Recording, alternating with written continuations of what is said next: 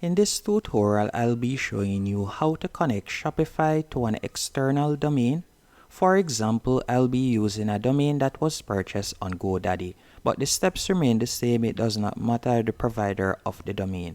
So all you'll need to do, once on Shopify, you're going to go over to the bottom left-hand corner and you're going to tap on Settings.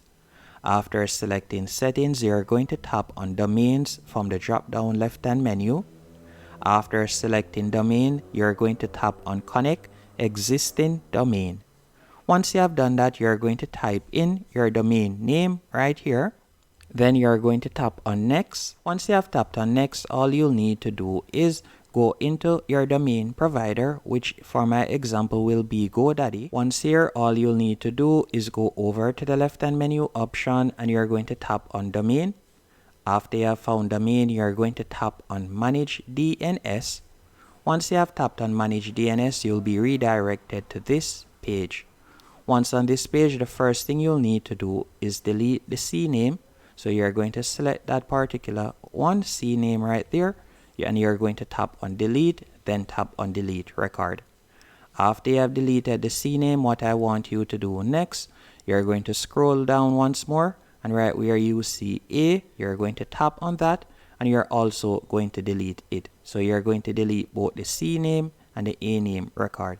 So you're going to delete both options. After you have done that, you're going to tap on Add New Record. After tapping on Add New Record, where you see Type, you'll tap right there and select CNAME. After selecting CNAME, you're going to tap where you see Name, and you're going to type in www. Then after doing that, all you'll need to do now, you're going to simply copy and paste shops.myshopify.com, or you can type it in real quick. So you're going to type it in right there. Then you're going to tap on Save.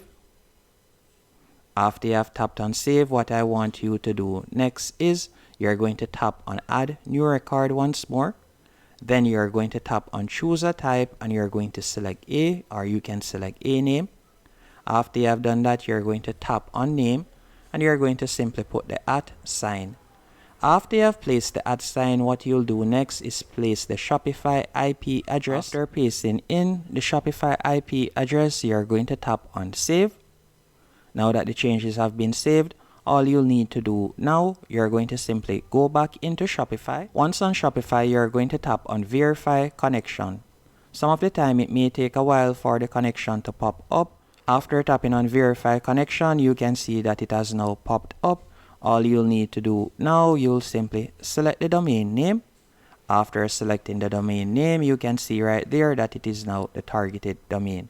So you can tap on Change Domain Type, and you can make it your primary domain name, as you can see right there. And that's it. Hope you found this tutorial helpful and informative.